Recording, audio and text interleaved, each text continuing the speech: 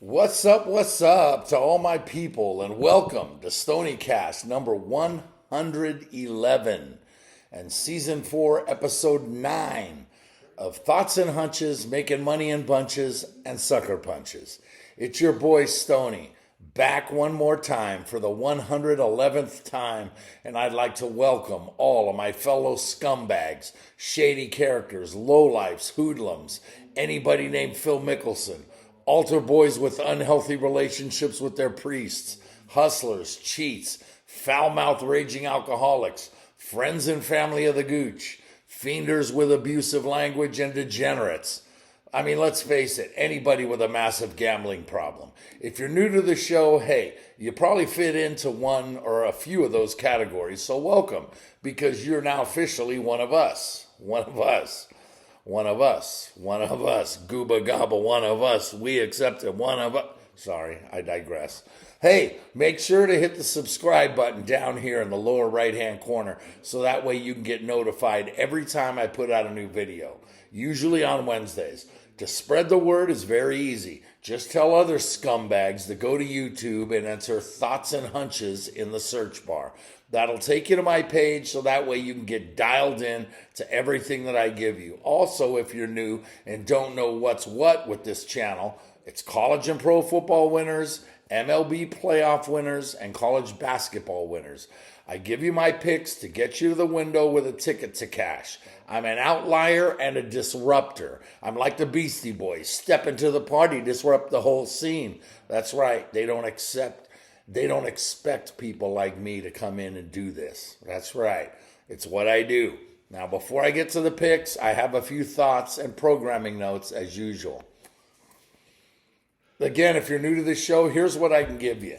My personal picks for the winners of certain hand-picked NCAA football and basketball games, all NFL and MLB playoff picks. Sometimes I might dabble into a money line play or in baseball a run line, but I don't do what I like to call boutique bets.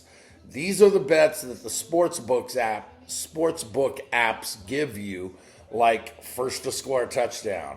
Will there be a run scored in the first inning? First half money lines and totals. You get the point. I don't do those. I tell you who I believe is going to cover the spread. Now, come Super Sunday, I'll give you prop bets, but that's basically what all these boutique bets are now.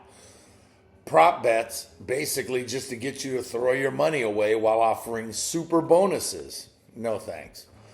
NCAA football nowadays is a different game, and the NIL deals are what's the story. Let me say that I'm all for anyone making as much money as they can, but take into account USC and Colorado, two immensely popular schools that this year are all flash and no substance. Deion Sanders is my guy. I've loved him ever since he was a student at Florida State. Let's face it, he probably wasn't a student. He was just a baller. But now his team is all about getting his son and Travis Hunter in the Heisman race, and what kind of car his son drives because all of his NIL deals. How about building a defense, Deion? Same thing goes for Lincoln Riley at USC. What's the story at USC this year? Will Caleb Williams win back-to-back Heismans? Really? Instead of worrying about if you have a guy that can win the Heisman, how about trying to get into the college football playoff by building a defense to win the Pac-12? USC is all flash, but anyone that watched Oregon versus Washington last Saturday saw two teams that are well coached, balanced, and true threats to get into the college football playoff. Colorado blew a 29-point lead to a really bad Stanford squad at home of all places, and USC was embarrassed by Notre Dame on national TV on Saturday night. Hell, you could even throw LSU in there as well with all their transfers and come on over but it's about winning, right? But hey, I mean, at least they all have commercials, right? They're making NIL money. Whatever. My next topic is in regards to the MLB Division Series buys. Do they help or hurt the teams that get the break? Baseball is a game that's played daily, and when you're not playing daily, you're getting rusty. All 4 teams this year that got the first round bye never even made it out of the division series, with a few 100-win teams being sent home early. Well, in my view, the MLB got what they wanted. They got more money because of more playoff games. But are we sacrificing the regular season for this? It's very possible. That leads me to my next topic, which for the 3rd consecutive year is about the Dodgers of La La Land. For those of you that remember the Atlanta Braves of the 1990s, what's the first thing that comes to mind? Is it consistently losing in October while being there every year? If it is, when do we begin to call out the Dodgers? I say this every year. This is the 3rd straight year now I've said this. Who have been in the playoffs 12 straight times and have won 10 division titles during that time, but have only 1 World Series title that comes with a massive asterisk because of COVID, turned 2020 into a half of a season. They blow it every year, and there's always an excuse. Injuries to the pitching staff was this year's excuse. Dave Roberts gets a pass by the media because he's such a nice guy. But the team is a juggernaut every year from April through September, only to become undone in October by overmanaging. Compare him to someone else who doesn't use analytics like Bruce Bochy. Above average manager in the regular season, but the best manager of all time when it comes to managing a bullpen in October. Yep, call out the Dodgers. If you don't, then don't call out the 90s Braves. Lastly, this Sunday is your boy's birthday. So when you're chilling at home this Sunday watching NFL, think of me and be grateful for all the winners I bestow upon you every week. I would be remiss if I don't mention my girl Panorea from Sacramento, who shares my birthday. Kronya pola, sweetie, love you and I miss you. Last week was an interesting one, as I started 3-7 in college football from Tuesday through Friday. But it turned it all around on Saturday with a solid 15-8 to get us back to respectability and finish the college week at 18-15. Not great, but it is what it is. NFL, I missed Thursday's game again, but went 8-5 on Sunday to get to 8-6 on the week with Monday night pending. 9-6 is a whole hell of a lot better than 8-7, but we had to settle for 8-7 after the Chargers were, well, they were the Chargers on Monday night. No team finds ways to lose more than those guys do. Finally, in the MLB playoffs, including my 2-2 record for LDS series prices, I came through again, right? Top-notch 14-8 week, thanks to a few perfect days over the weekend. Altogether, that was my 6th straight winning week. You're welcome. Well, here's the numbers from last week. 40 wins, 30 losses overall. 57.14%. That's solid, but MLB saved the week, basically. NCAA football, 111 wins, 85 losses, 2 pushes, good for 56.63% on the season. It's improving and heading towards our goal of 58%. NFL, for the season, 55 wins, 41 losses, 1 push. That's 57.29%. Trying to work back from 1 bad week. MLB playoffs, this is where I'm just killing it. 32 wins, 17 losses, 1 push. 65.31%. Nobody's doing better than that, and that ain't even close. So overall, every pick that I've given you for all 8 weeks so far, 198 wins, 143 losses, 4 pushes, 58.06%. Very good. That's very good. But 59 is what we want by the end of the season, so that's what we're shooting for. You're welcome. That's all I can say. I mean, please remember that all these picks are 100% free, right? So for all those touts out there that give you 75 to 80% documented winners, come on. We all know you're full of shit. Plus, you're charging for all those picks. With me, just come to YouTube every week and I'll drop my plays on you for free. You can also follow me on X at Stony Woods. That's STONIE Woods. With the week ending on Monday, The new week began yesterday, and through my comments in my last video, I went 2-1 in college football to get me started on the right foot, but I missed on both sides the NLCS game 2. So let's move on to today, and we'll start the American League Championship Series that moves 4 hours north of Houston to Arlington, where the Rangers and the Astros, they hook up for game 3. Texas is up 2-0 after winning the first 2 in H-Town, and today they send Mad Max Scherzer to the mound at -130 to take on Christian Javier for Houston at +110.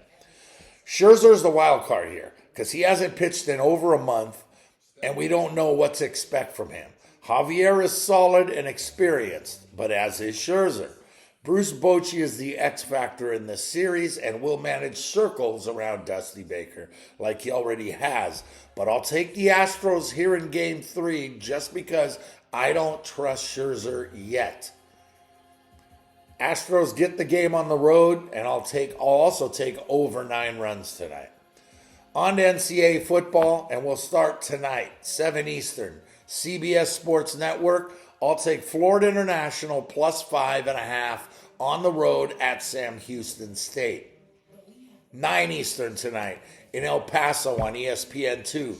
Give me New Mexico State as a 3.5-point road favorite over Texas El Paso. On to Thursday, tomorrow. We got 2 more MLB games, and because tonight's game hasn't happened yet and there's no line set, check in tomorrow in the comments section, and I'll give you both games with totals. Thursday night, NCAA 7 Eastern on ESPN2. I like Tulsa, 3-point home favorite over Rice. Also at 7 Eastern on Thursday, ESPN in Huntington, West Virginia. I'm going to dance with James Madison on the road, -3 over Marshall. Oh yeah, there's also Thursday night NFL too. 8:15 Eastern on Amazon in the Big Easy. The Saints are a 1-point home favorite over the Jaguars. There's been question all week about the availability of Trevor Lawrence, so the Saints opened at 3, but now that he's playing, it's down to 1. The Saints under bets, all their unders, has been a lock this season. But I think their defense is in trouble here. Give me the Jags on the road plus the point in Nollins. Friday night NCAA has only 1 game, and it goes at 7 Eastern on ESPN2 in Stoniecast, where I'll take Temple at home plus 19.5 over SMU. Now let's move on to a huge Saturday of NCAA matchups. And I'll start at noon Eastern in Hotlanta on ACC Network, where I'm going to roll with Boston College as 4.5-point road favorite over Georgia Tech. Also at noon Eastern on ABC in Norman, Oklahoma has only 1 game remaining against the ranked team, and that's next week against Kansas. The road to the Big 12 title and possibly the college football playoff is set up for the Sooners, but I got to go against them on Saturday as I'll take UCF plus 19 and a chunk on the road. Noon Eastern on the Big 10 Network in Bloomington.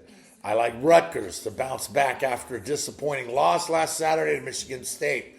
Give me the Scarlet Knights -4.5 at home, at Indiana, Also noon Eastern in the Big 10 is the national game of the day on Big Fox as number 7 Penn State heads to Columbus to take on number 3 Ohio State. I'm really looking forward to this game. Both schools have been cruising, and OSU is a 4.5-point favorite. Penn State has covered 13 straight numbers dating back to last season, and with those kind of numbers, I really got to dance with Penn State here on the road plus the points in a game that's probably going to be decided by a field goal in either direction. And if that's the case, that makes Penn State plus 4.5 even stronger. Noon Eastern in Fayetteville on ESPN, we get the 3 F's: faith, family, and football. While we have all those, I also have Mississippi State +7 on the road over Arkansas. At noon Eastern on CBS in Annapolis, Although Air Force is undefeated and ranked number 22, I always take the dog at +4 or more in a matchup of service academies. Plus, Air Force's do-everything quarterback Larrier is banged up. Give me Navy +11.5 at home over Air Force. 3:30 Eastern on ESPN in Morgantown. I'm on West Virginia at home to bounce back from last week's horrible Hail Mary loss to Houston. This time, they're a 3.5-point favorite over Oklahoma State. Definitely give me the Mountaineers. 3:30 Eastern in Columbia on SEC Network. I got South Carolina +7.5 on the road at number 20 Missouri in the battle of the two schools from the same conference that share the name of the town that they both call home. Think about that. How many teams come from different cities, but that town or city is the same name? Well, South Carolina and Missouri do that. Anyway, I got South Carolina +7.5. 3:30 Eastern in Champaign on FS1. I'm all over Wisconsin, laying 2.5 on the road over Illinois. 3:30 Eastern on NBC in Iowa City. Iowa City, stop and wave to Children's Hospital. Minnesota and Iowa hook up with the Floyd of Rosedale trophy on the line. You gotta love these rivalries that date back 100 years and their trophies. This one is called the Floyd of Rosedale trophy. Gotta love it. I like Iowa, especially at home, -3.5 over the Gophers. 3:30 Eastern in Eugene on ABC. I like Washington State on the road catching 20 over 9th-ranked Oregon, who's in a clear letdown spot here. Ducks win, Beavers cover. 3:30 Eastern in Tuscaloosa on CBS. 11th-ranked Alabama is an 8.5-point favorite over 17th-ranked Tennessee. Bama's looking for payback after losing on Rocky Top last year. They're going to get it this time. But can they cover the big number? Yep. Give me Bama as the home chalk. 4 Eastern on Big Fox in Houston. 8th-ranked Texas will bounce back from their crushing loss in the Red River Shootout and get the win. But I like Houston +22.5 at home to cover the number. 6:30 Eastern on CW Network in Chapel Hill. Virginia is completely outmanned here and will get waterboarded by North Carolina at home. Give me the Heels -23.5. 7 Eastern on ESPN2 in the Little Apple of Manhattan. I'm on Kansas State at home -6.5 over TCU. 7 Eastern on ESPN, 13th-ranked Ole Miss, after a week off, gets the cover at -6.5 on the Plains over Auburn. 7:30 Eastern in Tallahassee on ABC. I like 4th-ranked Florida State -13.5 at home to win and cover easier than most expect over 16th-ranked Duke. 7:30 Eastern in East Lansing on NBC. I know it's a rivalry game, but right now Michigan is clearly the best team in the nation as far as I'm concerned. So I'm going to roll with the Wolverines, laying a huge number of 24.5 at Michigan State. 8 Eastern on ACC Network in Bienvenidos a Miami. The Canes look to avoid their 3rd straight loss as hated Clemson comes to town, having won the last 4 matchups in this series. Miami's souls were ripped out 2 weeks ago when they shat all over themselves in the waning seconds of their loss to Georgia Tech and followed it up by getting curb stomped by North Carolina last week. Make it 3 in a row, Canes. Tigers -3.5. 8 Eastern on Big Fox in La La Land. 14th-ranked Utah is 18th and 18th-ranked USC meet up again, with both teams needing a big win to improve their resumes.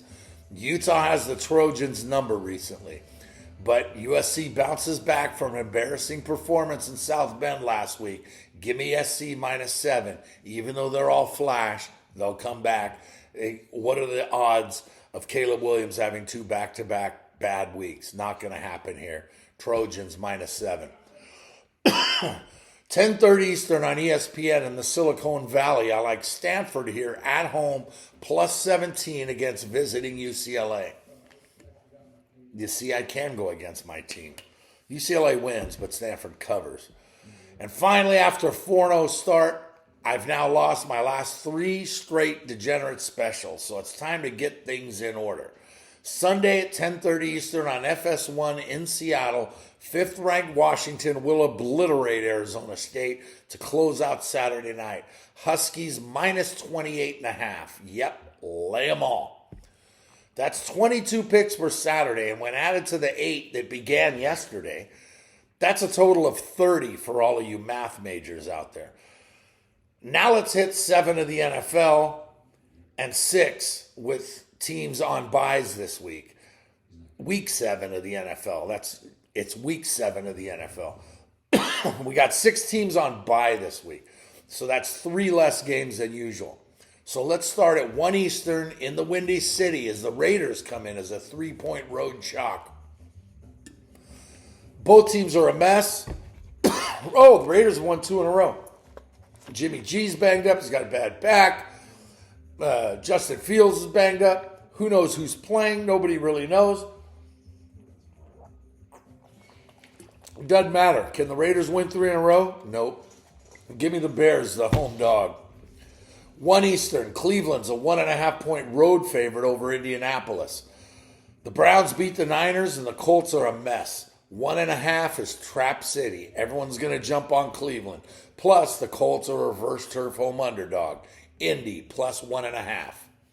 1 Eastern in Foxborough, the Bills are a giant question mark and the Patriots are a complete disaster. I'd rather take the question mark. Buffalo minus 8.5. 1 Eastern in Snoopville in New Jersey. Washington is nothing more than a 500 team now. That's going to probably finish somewhere around 7-10. The Giants are better than their 1-5 mark, and Saquon Barkley back in the lineup gives them a bolt. Plus, the Giants are a reverse turf home dog. G-Men plus 1.5. Excuse me. 1 Eastern in Tampa. The Bucks are 2.5-point home chalk over Atlanta. The Bucks aren't as good as their 3-2 mark, and were beat up last week by Detroit. What is Atlanta? See the commando skins above. Same thing. Average at best. Give me the Bucks minus 2.5 at home. 1 Eastern, the 5-1 Lions are rolling right now. They've actually got eyes on the number 1 seed in the NFC because they've got the easiest schedule, much easier schedule than the 49ers and the Lions do right now. But they're 3-point dogs on the road in Baltimore. It's tough to come straight back from London and play without a bye week, but I don't give a shit. Give me the Ravens minus 3 at home. 4 Eastern in Inglewood, always up to no good. 2 more average teams meet up as the Rams are 3-point home favorites over the Steelers. Give me Pittsburgh plus the points on the road. 4 Eastern in Seatown. The Seahawks are 8-point home favorites over the Cardinals. Zona shot their load early and now are exactly who we thought they were. Shitty. Seattle bounces back after a rough loss on Sunday to get the win and the cover. 4:25 Eastern in Rocky Mountain High, Colorado. The Packers come in as a short 1.5-point road favorite over the Broncos. 2 really bad football teams. Got to take someone. Give me Denver as the short road favorite. Give me Denver as the short 1.5-point dog at home. Something about that didn't make sense, but yeah, I like Denver. 4:25 Eastern in Kansas City. The Chiefs are 5.5-point home favorites over the Chargers in a good interdivision matchup. Usually I would take San Diego. Yeah, I said San Diego. But coming off a short week and the Chiefs having a week and a half to prepare, yep, give me the Chefs at home. 8:20 Eastern, Sunday Night Football is in Stoniecast. We got a really good one, the best matchup of the week with the Eagles is a short 2-point favorite over the Dolphins. The Finns are fast, and getting Philly right now at the right time when their fans are caught up in the Phillies and the weather hasn't turned into winter yet. The Eagles are coming off a loss, but now Lane Johnson's out. It just doesn't look good right now. Jalen Hurts is struggling, but the loss of Lane Johnson's a huge loss. Give me the Finns catching 2. And finally, 8:15 Eastern on ABC in Stoneapolis, the 49ers come in as a 7-point road favorites over the Vikings. SF lost in Cleveland last week, and Minnesota's a disaster right now. Niners roll, right? Wrong. They win, but the Vikings will cover the touchdown as a reverse turf home dog, probably late and through the back door. There's all 13 NFL plays to go along with 30 NCAA football matchups. Yep, add all the countless MLB plays, and we're once again north of 50 plays, probably north of 60 plays for the week. Shit's going to get real in about 3 weeks when college hoops tip off. So just get ready for that, because we're about 2 or 3 weeks away. So just prepare and be patient. Remember to check back daily for all the baseball LCS picks. In next week's video, I'm going to have World Series prices and picks for you. So until then, remember that if you want to win big, you got to bet big. You can't go broke taking a profit. Scared money don't make money. For me, the action is the juice. There's money on the streets. It can't be ignored. And finally, good luck to you. Miss you, Gooch.